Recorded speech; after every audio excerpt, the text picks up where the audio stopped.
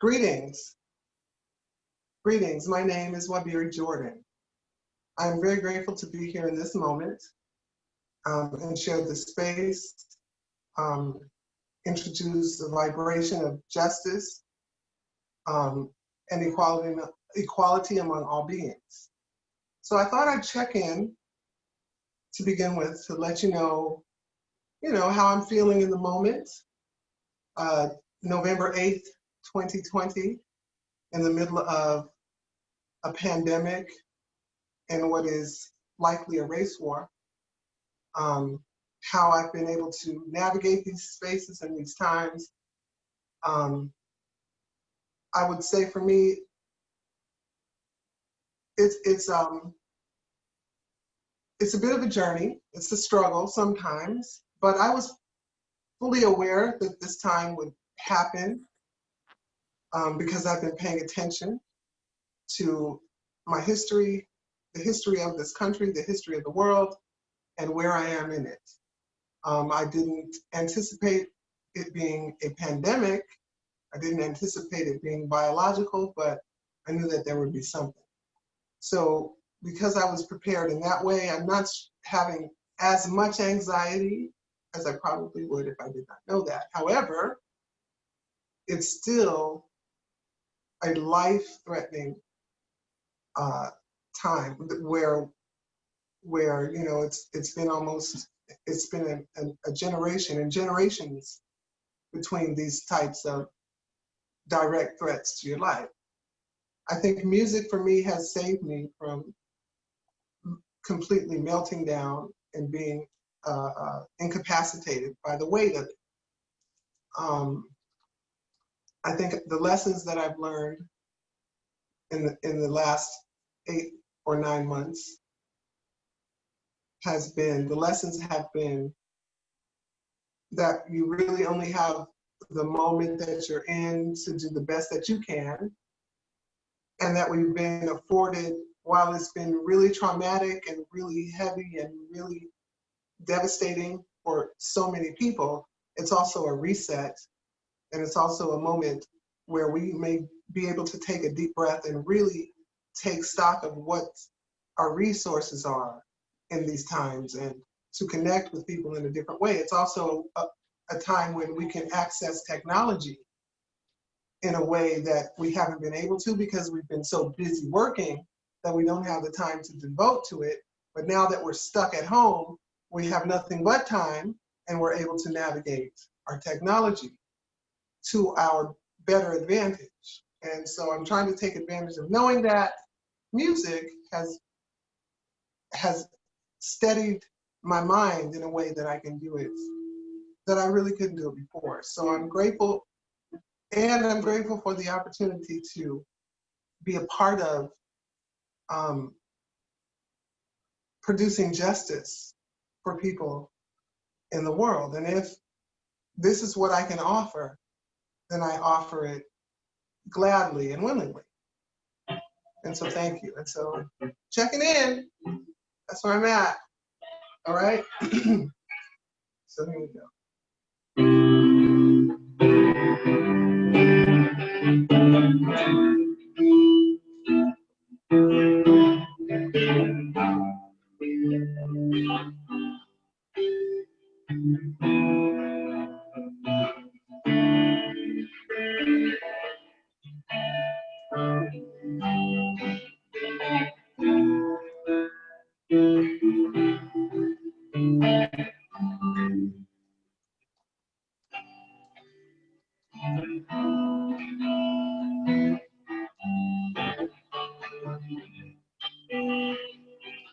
I wish I knew how it would feel to be free.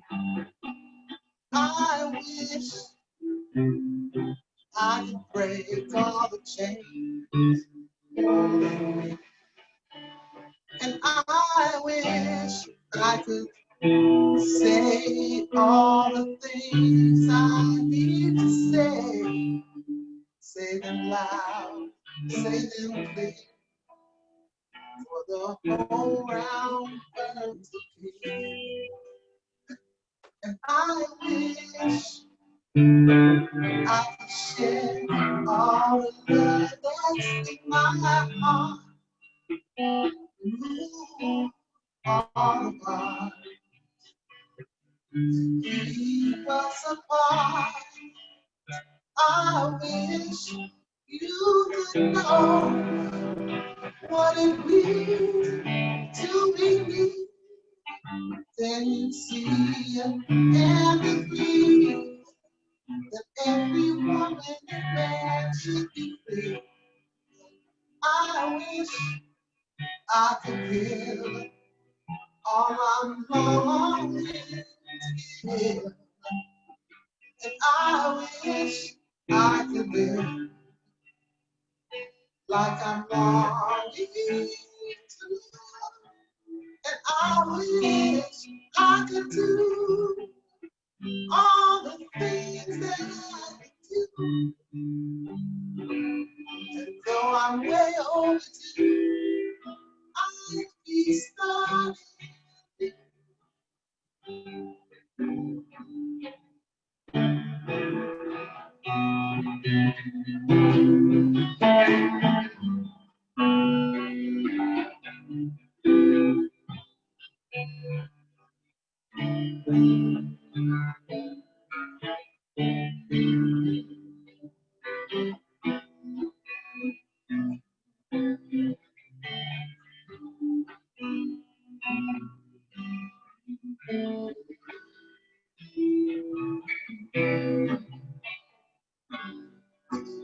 But I wish I could be like a bird in the sky. Sweet it would be if I found I could fly outside to the sun. And I look down at the sea, and you would see it and agree. You would see and agree. Oh, you would see and agree. Yes, see and agree.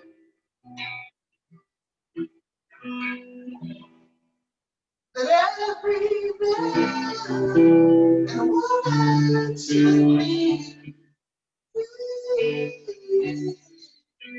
Oh.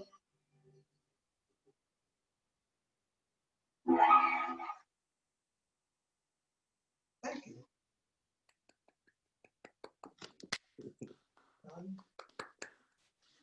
Thank you.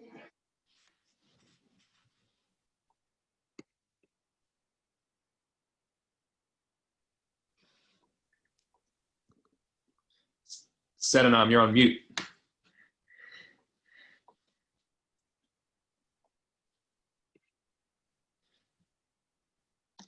I will welcome.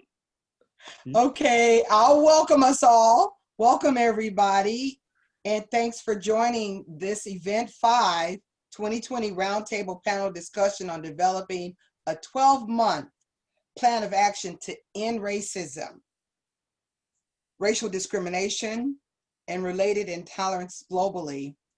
I would like to acknowledge I am on native land in South Central LA. We have in California, in Southern California, the largest amount of native people here. So if other people would like to take time and acknowledge where they are, I would appreciate that.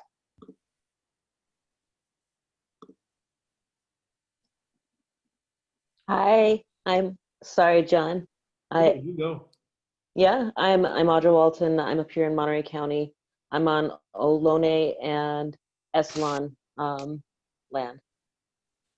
Thank you. Hey, I'm John Q. I'm here in Clayton County in Georgia.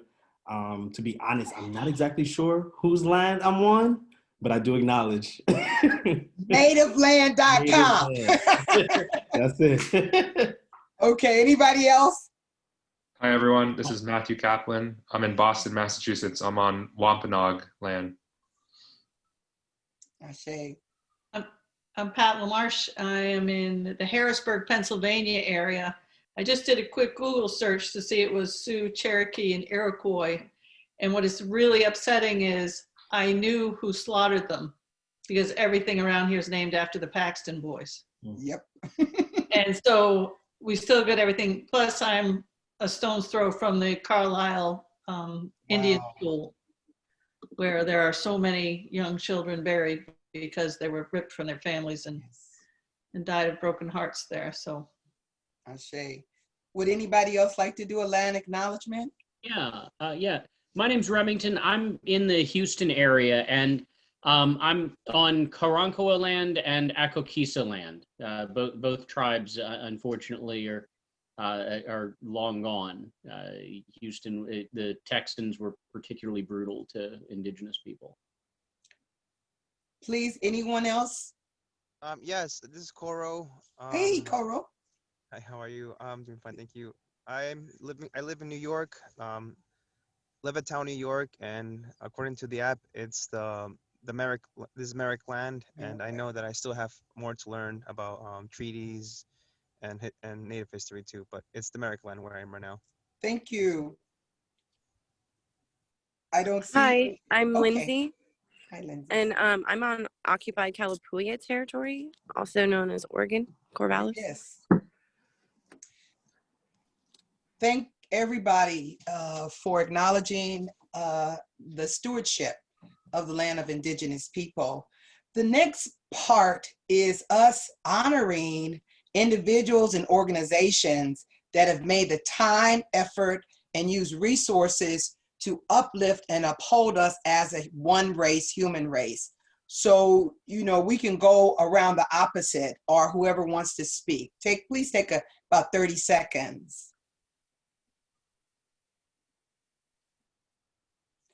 You can call even a relative if you like. well, I just wanted to shout out about my daughter-in-law. Her name is Kaide, and she has really helped me understand unentitled privilege, this unearned privilege that I have.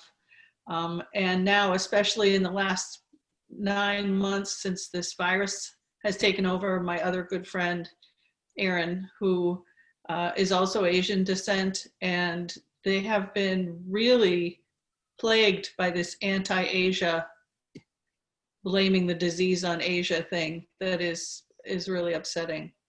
My Thank friend, you, Pat. I'm sorry. No, thanks. Anyone else, please?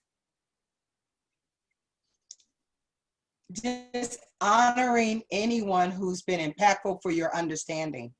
I gotta say, this month has been kind of tough for me because I actually, my grandmother raised me because my mom wouldn't, and she was very much anti-authoritarianism, patient zero for me.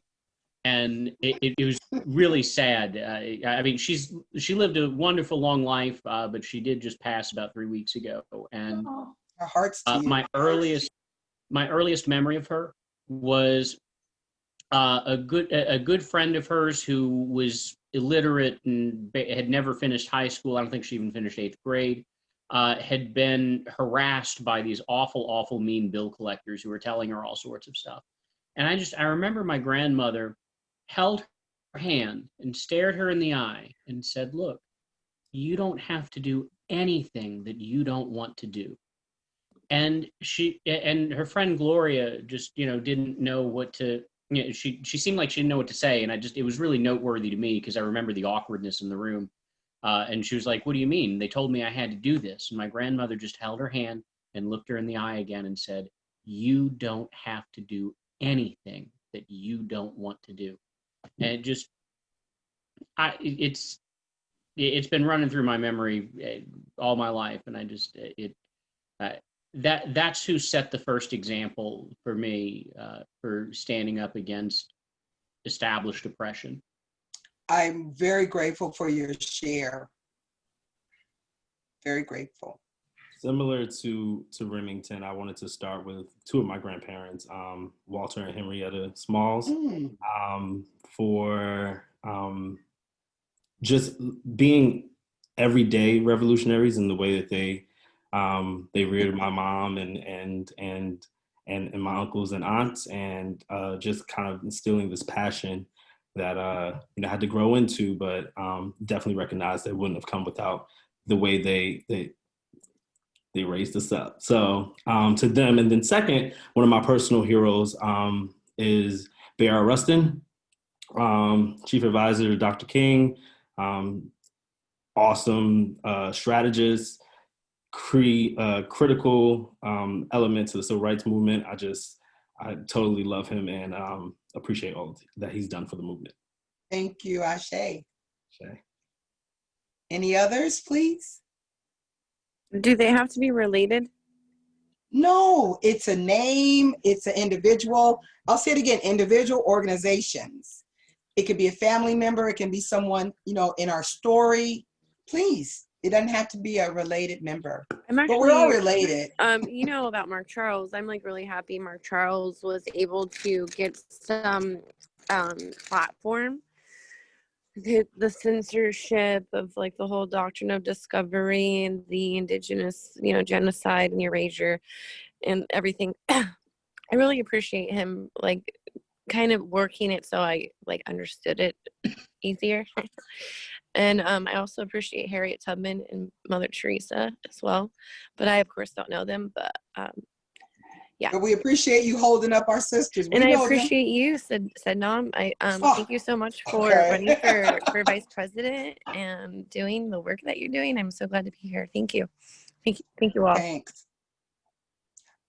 We have about another minute on this appreciation. I'll go. Anybody else? Sure, I'll go. Okay. This is Coro. I'm also thankful to Mark Charles, but my grandfather on my dad's side of the family, my father's side, he would always try to talk me into learning Quechua, which is like the native language in south of Peru. And even though I'm still struggling to learn it, I'm always like thankful for him, and like also like pretty much telling me to as far as like politics stuff like that, he would basically be telling me just like not to trust the government, basically. We love him. Thanks, everybody. And you can always type someone's name and a little bit about them in the chat for us to understand. Josh, are you ready to do introductions now?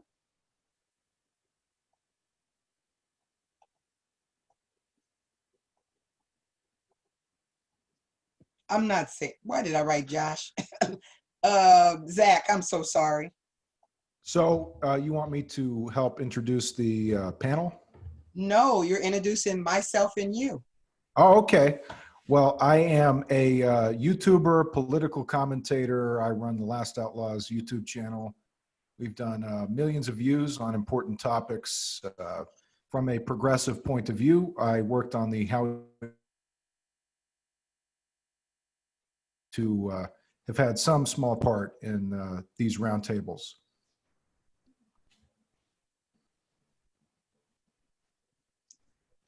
I thought he was going to introduce me, but I'm Sedinam, and you can read about me anytime. So let's move forward into the roundtable. The good thing is that we did a pre-meeting on Wednesday. The folks who you see, the guest panelists, they're going to introduce themselves, and I'm happy for them to do that. But what I'm going to talk about is the house rules. They came up with house rules that I've just pasted on our in the chat: respect, accountability, freedom, and empathy. So I want to thank them for those powerful, loving, kind, humane words that will help guide them. So now I'm going to ask each panelist to do a check-in and a self-introduction. Please take about 2 minutes each. Pat, would you please start? And then Matt, then Remington, and then you, John. So check in where you are and an introduction so folks know all that. Appreciate it. I'm Pat LaMarche, and I'm an activist and an author and an advocate, I guess, just sticking the A words. I was a journalist for decades and a broadcaster, and I pretty much worked on poverty issues. And in 2004, I ran for vice president. And while I did, I lived in homeless shelters all across the country. And I kept a journal, which the miracle is I didn't lose the journal. And when I got home, I decided to write the stories of the people I met. So I wrote a book, Left Out in America, that was the stories of these people I met on this journey. And a shelter director in central Pennsylvania read my book and said, you need to stop writing about these people and start working with them because you have the right kind of heart to work with the marginalized. And I mean, I came from the marginalized, so I didn't know there was anything else really, you know. I mean, my mom brought us up that, you know, we were really fortunate to have what we had, and we didn't have, a lot of times we didn't have much. So I ended up running shelters for about 10 years and writing a lot more books about poverty and the middle class. And so now I'm full-time interviewing and writing people, writing about people and writing about their struggles. And I'm really fortunate to be able to do that. So all proceeds from everything I write goes to help others, because only a jackass would make money on homelessness. So I try real hard not to be a jackass. And that's where I'm checking in from. I'm just trying not to be a jackass. You didn't want to say anything about what happened this week? Well, you know, it's a couple of girls who ran for vice president. That's nice that they're, if somebody's going to attain a high office, that they're a girl. I like that stuff.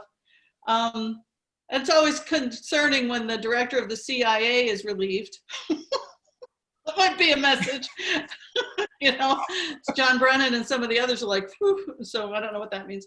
But I'm very hopeful for, you know, I feel like we have taken the plane away from the terrorists, and now we have to see about saving the people on the plane, getting the people on the plane that they need. Good analogy. So. Awesome. I love that analogy. Thank you. Wow. I'm like, I think about that one. Was good. Matt, please. Hi, everyone. My name is Matthew Kaplan. I'm in Boston, Massachusetts. I've spent the majority of my working career in the food and beverage industry, and more recently helping vegan chefs. And then when COVID hit, things kind of went on pause as far as our business was concerned. But I kind of ran up against the walls of exploitative capitalism and found myself confused about how I was even exploiting my own staff within the restaurant setting we were in.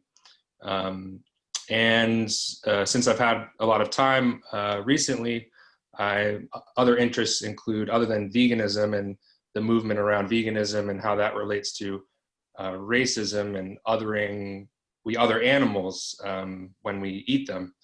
And so I think othering is an important word when considering veganism and racism.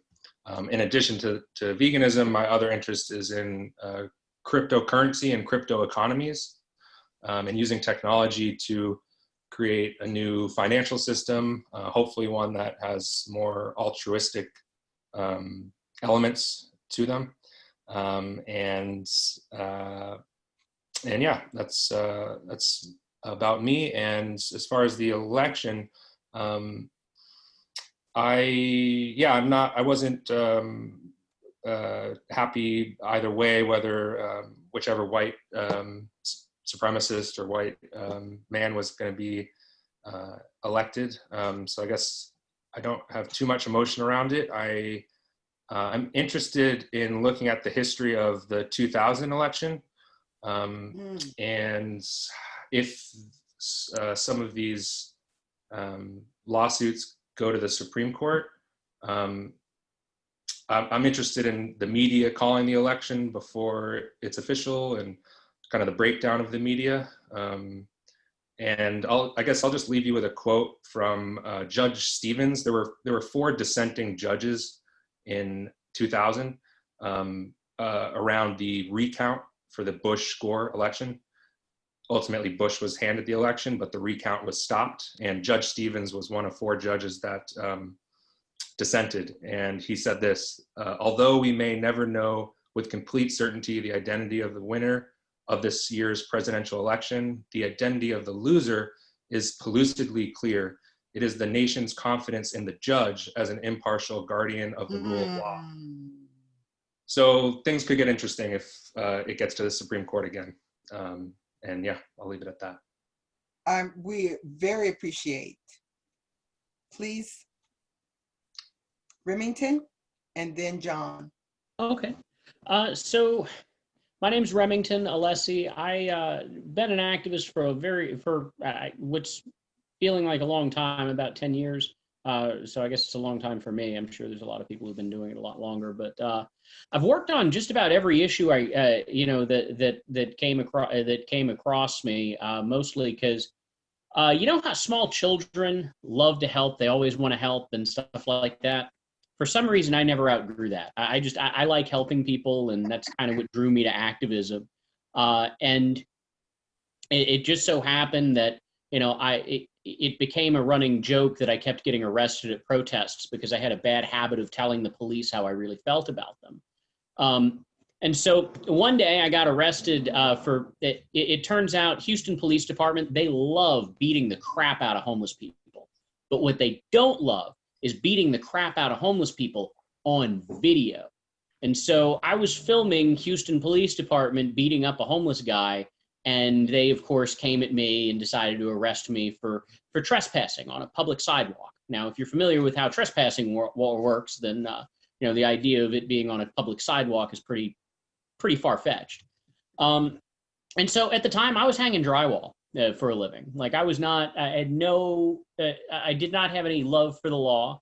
And so I realized that I had been done wrong, and I wanted to, and I knew that I had a wrongful arrest, but I couldn't find a lawyer who would take on the case. And so I took the last $200 in my bank account and I signed up to take the LSAT, and just decided, you know what, I'm going to take one for the team in order to keep my comrades out of trouble and maybe do some good with a bar license. And so here I am. I do civil rights mostly. I do criminal defense, and frankly, I think no more highly of the legal profession now than I did 6 or 7 years ago, because you know when we're talking about like this quote from Judge Stevens. The fact of the matter is, judges have never been impartial observers. I mean, when we start talking about, like implicit biases, judges inject those implicit biases into their decisions. The rulings that they give and the legal reasonings that they employ are usually just the icing on the cake. They've made up their mind about something else entirely. It's just they're going to give you this other reason because that's the reason that looks good. But yeah, so I am deeply critical of the system in which I operate, and I'm here to help.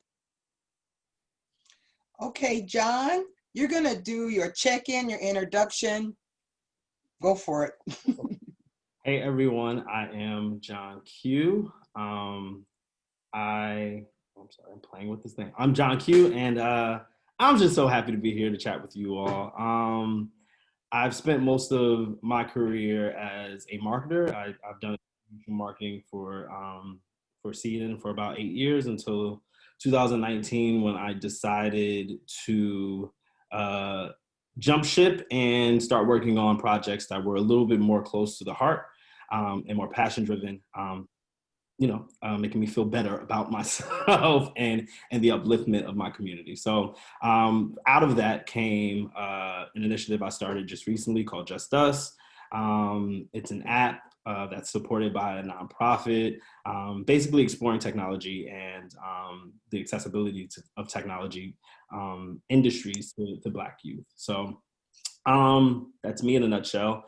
When it comes to this election, it's a wave of emotions that I went through over this past, 6 or 7 days. I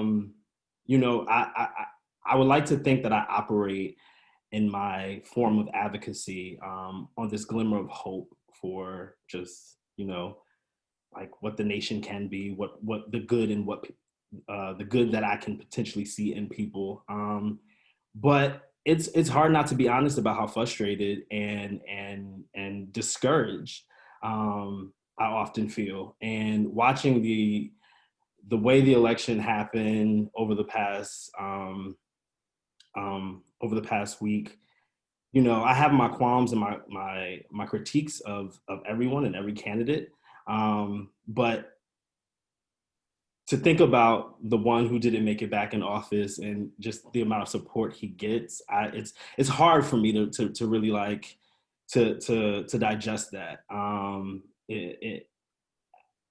I mean, it's hard to even have a policy-driven conversation when I can't get past the humanity of it all. So yeah, it goes. My check-in is I'm going up and down, and right now I'm hopeful because I'm talking to you all, but for the most part, just really frustrated. Thank you all, guest panelists. Zach, you're going to give us some background.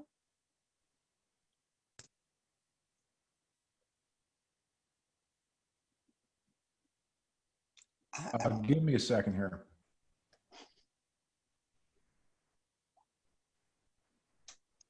What do you mean by background?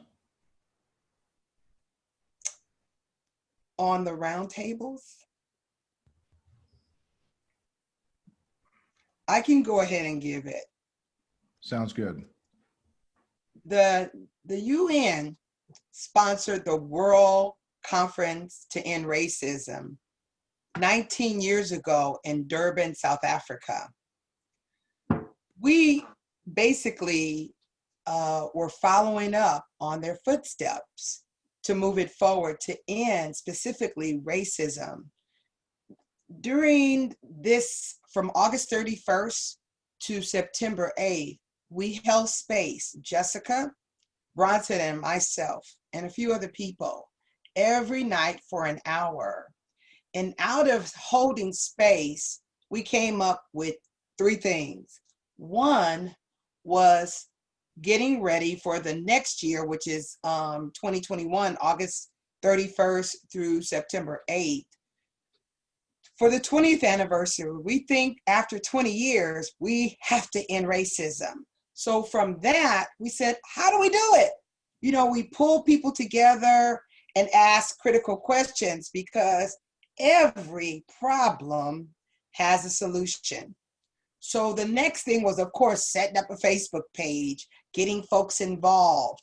And then we came up with this reality that really this whole thing is rooted in the doctrine of discovery, which I've been talking about forever.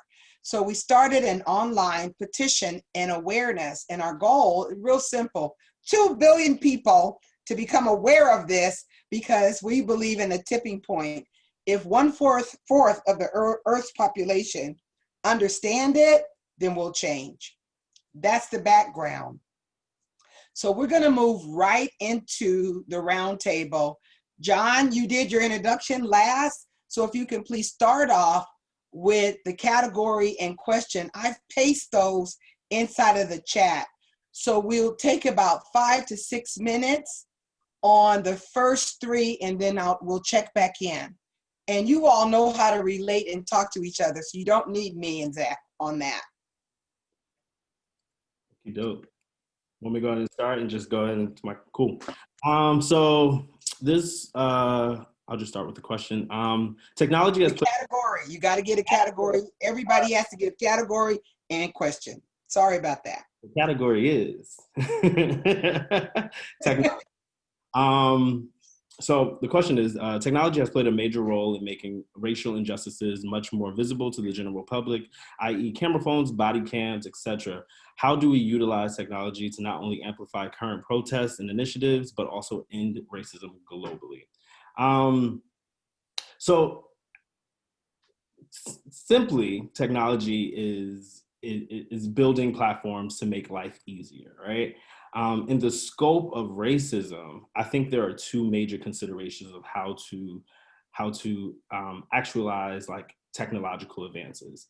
One that's just very tangible, and those are the tools that we use on an everyday basis that will either produce like statistics or some type of metric that we can either use as as a guide for the gaps that we see. So for example, even in the question speaks to body cams, right? That has already made racial injustices so much more visible, right? We know that when officers go to court, a big part of their decision making is whether or not they felt threatened. Is there a technology that we can use to track their heart rate, to line it up with what they were actually saying at that moment? I don't know, I'm just throwing that out there. But the point is, these tangible tools and means of tracking and filling in the gaps of what we see as a problem. And then the second is using technology to amplify the conversation.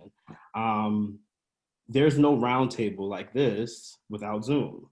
When it comes to social media, it's been noted that most people are using social media to go and get the majority of their updates on what's happening, getting updated on racial stories, narratives. It was said by PewResearch.org that 2/3 of Americans say social media highlight important issues that might not get a lot of attention otherwise. 65% of Americans believe this. They also believe, 64% of Americans believe that social media is a greater tool to target people who are in power. You automatically have a platform. So, and I understand social media is its own different beast, but in order to get those platforms, we have to be technologically advanced and tap into that and use it for our benefit. So yeah, that's how I feel. 2 ways we should consider technology for the advancement of racial justice.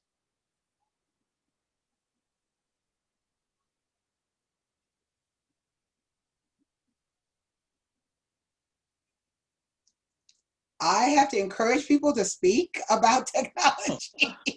I'd like to just throw in one thing.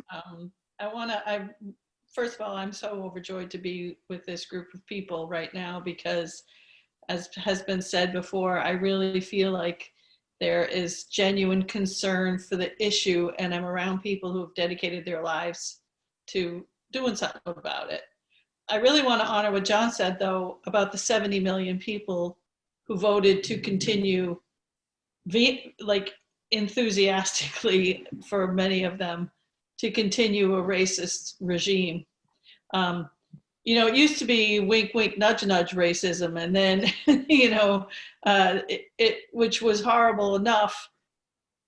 Along with the current administration came these body cam shots and the video that was smuggled out of the detention centers where the refugees and people fleeing oppression were being abused in the United States. The doctors who brought out the stories of 2-year-olds who had not been hugged in weeks and weeks with no adult compassion even in their lives. And so technology has helped us, but it has helped us maybe examine the problem without giving us very many tools to cure the problem.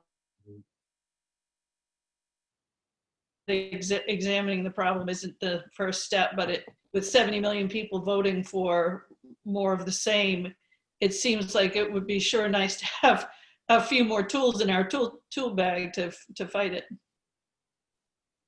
And I gotta say, I like the idea of solving this with technology, like the idea of there being some solution that we just need to build it and then we can get somewhere. So like, John, I absolutely love where you're going with this.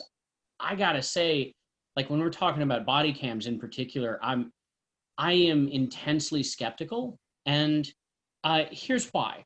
I mean, our society is unique insofar as we have the internet. Okay, we have got legions of people on the internet educating people about racism. Never before in the history of the human species have there been so many available resources for people to educate themselves. And what do we have? 70 million Trump voters. Okay, and on the topic of the body cameras, I have, because because the majority of the cases that I've dealt with over the last like 3 years have been police brutality cases and wrongful arrest cases, I can tell you, I see a lot of body cameras, a whole lot, a disturbing amount. And I wish I could say that the body camera stuff has changed things, but as far as I can tell, it hasn't. It's changed a few things. I think it's desensitized people to seeing the government lynch individuals on television. I mean, because that's ultimately, I think that people might try and split hairs on the distinction, but like when the police attack unarmed black men on television, that is a lynching, is for all intents and purposes. And so like when that happens, people get desensitized to it. But what's worse is I've seen the entire policing industry adjust to it as well. Because what happens now is they all know they're on camera. So whenever police want to beat the ever-loving dog shit out of somebody, what they do is they all have this scripted response. And this is something that they learn at those warrior cop trainings that all the cops go to. When they start beating somebody up, I've seen so many videos where they'll just be stomping somebody and punching them, and they all just in unison start saying, "Stop resisting, stop resisting." And 99 times out of 100, these people are laying there. I've seen them yell, "Stop resisting," long after a person has gone limp because they have lost consciousness. Now, people do thrash sometimes because it turns out that like if somebody kicks you in the ribs so hard that it breaks your ribs, you're probably going to move. Okay, it will probably be an automatic response that you don't have control over. So like people do move, but for the most part, all it's done is it's changed things to where the police are just that much more leaning into the performance. Although one in particular that was really disturbing, and and this is just a good example of an incompetent cop that I saw about a year ago, was this one where a police officer basically beat up this poor guy at the train stop for the metro rail, and this senior cop goes through everything, calls the DA, gets charges and stuff like that, and then he hits his body camera to stop the video. Except he accidentally hits it a second time and starts a second video. And then he shifts beat and just all of a sudden, okay, now that the video's over, and he starts talking to the junior officer who he's training. He says, "Look, so here's the deal. Now that the video's over, I got to explain this to you. The reason I said all of this was so that I could get them to take charges. Here's what you do. Bullshit case like this, when you're trying to get charges on somebody, but it doesn't so good, I call this and say this." So this was essentially a senior cop teaching a how to lie, cheat, and steal into getting a rep. And it only got caught on video because of the technological incompetence of this senior officer. So, I mean, I don't know. I kind of wonder, like this idea, like what you mentioned about checking their heart rate and stuff like that. I'm curious how that would turn out. Maybe biometrics will be different, but I kind of get the impression that like we're a long way away from getting governments to implement that, because the government dragged their feet on body cameras. They've dragged their feet on everything that keeps the police accountable. I'm sorry to jump in. Can I be clear about this? No, by all means, sorry. The example of body cameras wasn't in a way to exalt the success of them, right? Oh. But I do recognize that for my generation, and I would say a few of the generations coming up under, it has, to be able to get those visuals, it has invigorated them in a way that they haven't seen in a while, or we haven't seen in a while. So I recognize that that tool has pushed the movement to some degree, because without these visuals, I don't know if I would have seen as many people marching the streets as I have over the past few months. Do you know what I mean? Now, of course, I think there are plenty of loopholes. I think there are plenty of ways that people are going to get around it within the system. But if we recognize that racism is a system, I'm not really concerned about those 70 million people. They annoy me and they're frustrating to me. And I'm kind of done with like trying to convince people of how valuable I am. I'm done with that. I want to continue to create tools that that can help to buck the system, that can be some type of evidence for our fight to switch legislation, to switch this, to switch, any type of policy.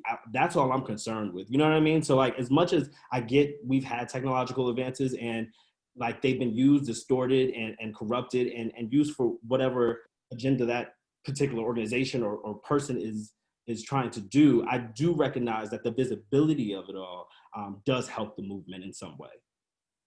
Yeah, that makes sense. And actually, I think I owe you an apology. I misunderstood partly, and also I think I got a little bit carried away because because my job involves me watching just this absolute cruelty on a regular basis. I think I am still a little bit sore and raw about that, and I shouldn't have directed that at you, and I'm sorry about that. No, take it. We're good. Yeah. Hey. So I view technology as a lever, and the tools will continue to get better. One idea I just had, and this is all going to take more resources and people caring about these things with the ability to create technology. So one idea is like we need a public ledger of these cops. So every time that a cop is, doing something wrong, we need to be able to record the cop's badge number, name, where the incident happened. We need to record that, because if we rely on the cops to record it, their records are going to be, they're going to be biased, and they're going to be in favor of the cop every time, and they're going to hide certain things. So that's just one idea, is we need like a Waze, if you use Waze, to report where we see a cop and get as much detail as we can, take photos, videos, because, we don't know what's going to happen after that. We don't know what the victim is going to say. But if we at least can record certain things and have a place where victims can go to record certain things, a public ledger, not a, private cop ledger, maybe that could be used in courts and help fight these battles. That's just an idea. Thank you all. Pat, can you take a category and a question? Sure. I want to just throw one other thing in. That's that a Black friend of mine told me that he got pulled over and a white woman pulled over and started taping him being pulled over. And with her phone, she had her phone out the window, and he had never experienced anything like that before. And she did not leave until that cop finished what he was doing.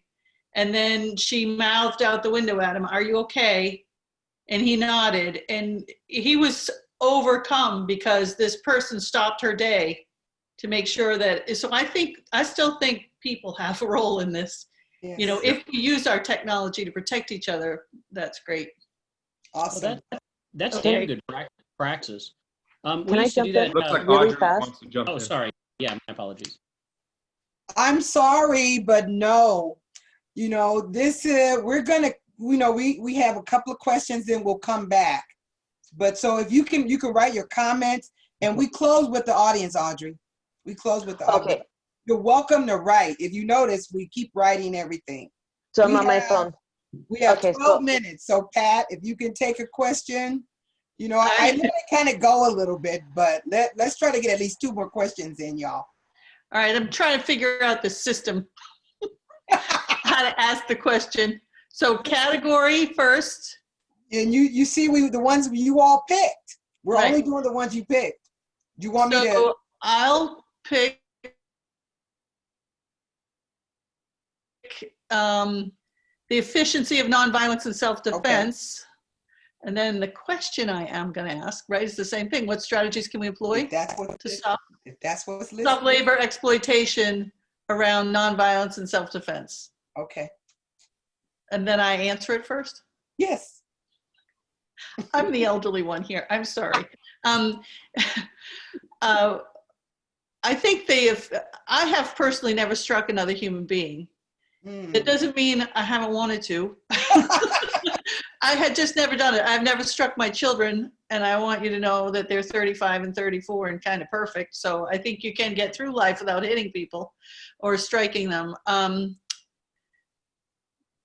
And so if we're going to stop exploitation of labor, which is everything from, in my mind, sex trafficking to, an unliving minimum wage so that people are in constant, they're in constant turmoil of their employment. How are we going to do that without violence? And I actually wrote a book about where the middle class came from, and an awful lot of that history book is violent. Most of the violence was perpetrated by a National Guard that was called out, or the cops being called in, you know, and the workers being put upon with violence.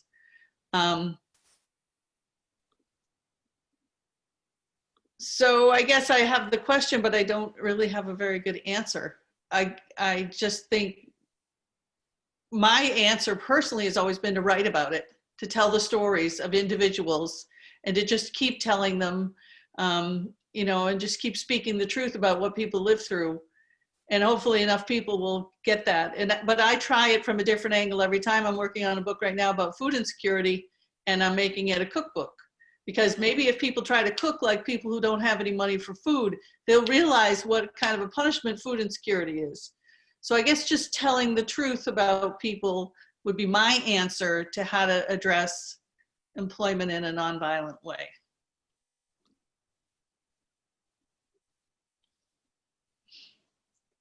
Yes, panelists, any input? Just so again, I may be misinterpreting the question to some degree, but just on the nonviolent side, and I'm a flower child. I love concerts, and I love picnics in the park. I just love music. I love to dance. I love all that great stuff. I have come to a place of utmost frustration and rage that I don't know that I can speak to nonviolence in terms of self-defense. I literally am living in a time where I am getting text messages this weekend, and I don't know how true they are, but telling me to be safe because white supremacist groups are initiating. And they're apparently doing all these things around the city. Like, I don't know how to, and this is maybe me posing just an internal question from my, like, out there. I don't know how to just say, let's just be nonviolent. So I just wanted to speak to that. Yeah, that's the thing. I agree with you, John. I mean, I absolutely love nonviolence. Like, the idea of dealing with people in the most civilized fashion, you know, is certainly appealing to me, but and is certainly preferred. But I mean, I gotta say, I agree with Stokely Carmichael when he said that in order for nonviolence to work, your opponent must have a conscience, and the United States has none. Yeah. And so like. I've seen the discussion about, you know, pacifism and nonviolence versus armed resistance come up a lot, and, like, you know, I am somewhat skeptical of when nonviolence gets preached at people, because it has been my observation that oftentimes many people will preach nonviolence at oppressed people, but never the people doing the oppressing.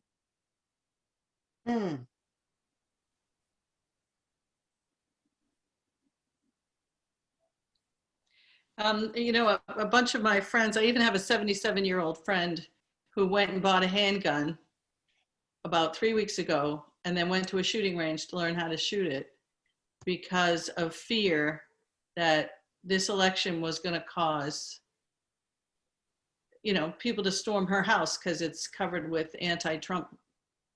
I mean, I have a 8-foot banner on the front of my house that's says Black Lives Matter, and a rainbow flag on the other window, you know, in an 8-foot rainbow flag. And people keep telling me to take them down, that I'm going to be the first target, you know, because I'm fortunate enough to neither be a person of color or outwardly out.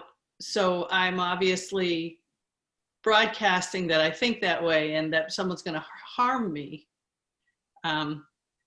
People have told me to buy a gun. You know, what do you do? And if I were more of a target, I don't know that I could honestly preach nonviolence. And I don't know that I'm honestly preaching it now. I just know I've been punched in the face and I haven't hit someone back. Did I think they would kill me? No, but I know it hurt.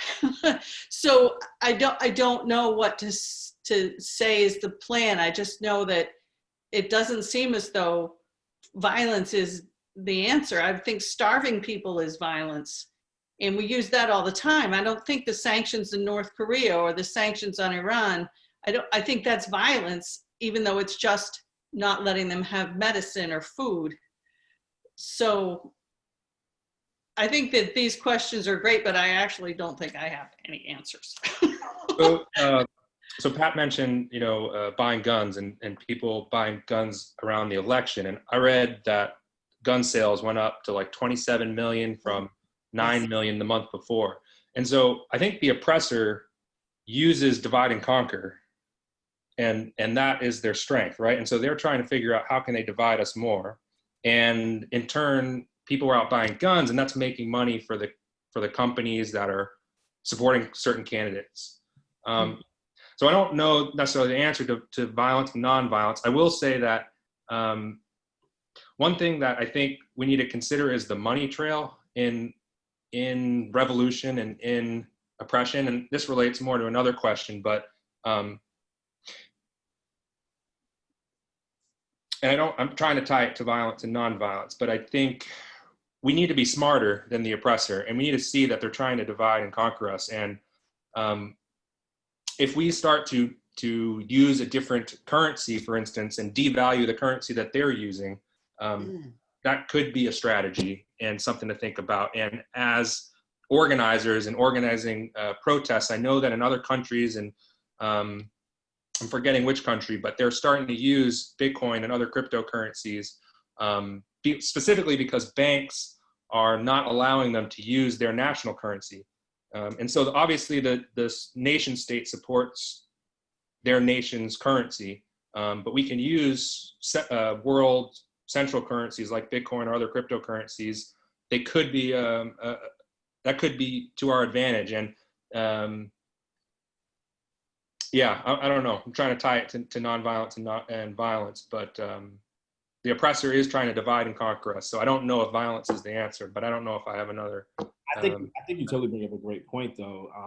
We have to figure out other strategies to win the war.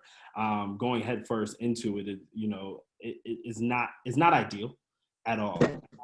And as a Black man, I'm really speaking from a point of just constant being on the defense. That's like that. It's not. I think it's a difference in saying I'm coming to the field to fight with you all, as opposed to I'm always fighting. That's the way. But I agree, though. Like we need to begin to reimagine how we utilize money and currency and figure out ways to disband these systems. That's the goal. That's really where the punch comes in. So agreed. Thank you all. This is a 1 hour roundtable. And one of the reasons we make it 1 hour is so people have lingering thoughts and we can come up with a 12-month plan. We only got to 2 questions, but what the discussion I heard was relevant, and we do have, folks online. So what I'd like to do is go to Lynn, go to Cairo, and then come back to Zero Condition. And I'd like to say something. I think Audrey, Lynn, and Cairo. Just please take a minute just to say something and check in before we Audrey can go first. Okay, thank you, sweetie. Thank you. So y'all, this was brilliant. Thank you for putting this together. You guys are amazing. I'm enjoying this space. There's a lot to unpack. What I'm really enjoying it with respect to this conversation on technology, like I was saying in the chat section, just a quick shout out to the kids in the Congo that are down in the mines pulling out the metals that go into our phones. Without them, all of this stuff that we have happening where we get to turn on our phones and be observers of police brutality and sharing that, being out in the streets and all of this stuff is not possible. Bless you. Oh, thanks. Yeah, bless you. Without those babies. So I wanted to honor them and also ask that we figure out how to get them out of those minds. So with respect to, globally, Black Lives Matter. Thank you. Lynn and Cairo, and then we'll go to Zero Condition for 2 minutes. Yeah, I am actually trying to get as many people to realize the effects that colonialism has had on Indigenous people in America and across the globe. And I know the government are a bunch of like racist, white, imperialistic pricks, and the doctrine of discovery. And I'm sorry, I want to like learn how to get all of this together because of the systemic racism. But I know, like, if I start talking about phones and minerals, I'll kind of get like triggered because, like Audra said, the little kids and the mining on native reservations here and across the globe and in Bolivia, and then of course the ecological devastation that's happening, that's been occurring, is like really hard in my heart. So I am like worried that the surveillance, the drone, the technology, the internet, the AI, the robots, the solar, all of that stuff is extracting from the earth. So we really do need to figure out something to balance this whole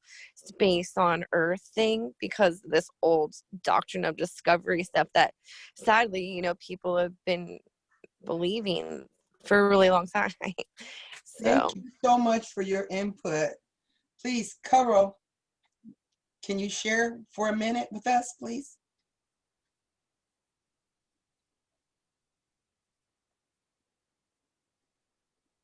Hello?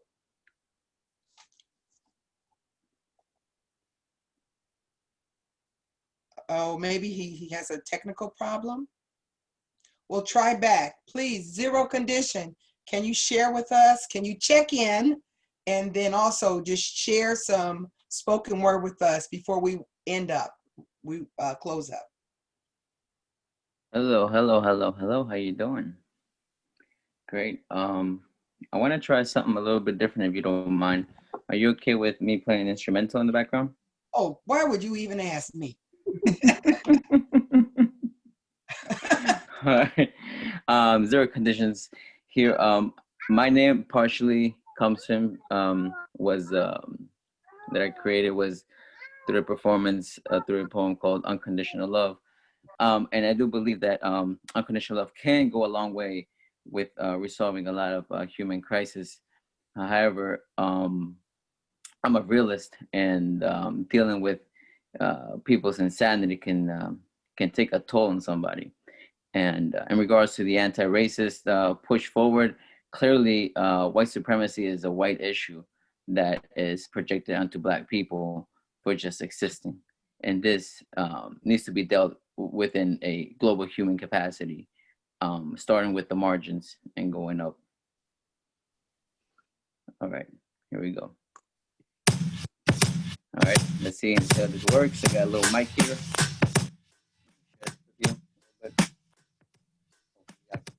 Y'all can hear that, right? Let me just sound check. Y'all can hear the instrumental, right? Come on, boo. All right. All right. Just making sure.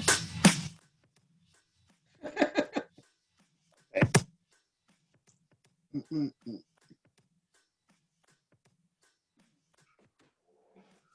Time to turn the lights off. Verbally, I murder societies, killing Illuminatis. Always making the ages of the Antichrist and never being coordinated. It's the aftermath of the afterlife. Creating painless antagonize the flame and the eternal rage that rooted deep my brain. Glory days in the night, like oh my God, me losing my sight. So I rise and take a fight of equal of human rights. I'm keeping it alive for organic, natural, heavy fun. I roll like the people of cannabis. The people that let the trust. We're popping those pipes like dogs who were nice. Jumping the flesh, pride, and fun of your eyes. Spell love, once I laugh all the way to eternity. Let me see up a murder society. Now let me stop this real quick. Look. Now let me say something. Why should I contemplate an investment when I can't even accept you? You see, you left me for dead, and now I'm stuck in my head trying to put the pieces back together, but nothing makes sense. Make it make sense. Romance lost in Roman antics. Are you a philanthropist? I never been lost, because a man's emotion can murder a soul. Witness nature begin to unfold.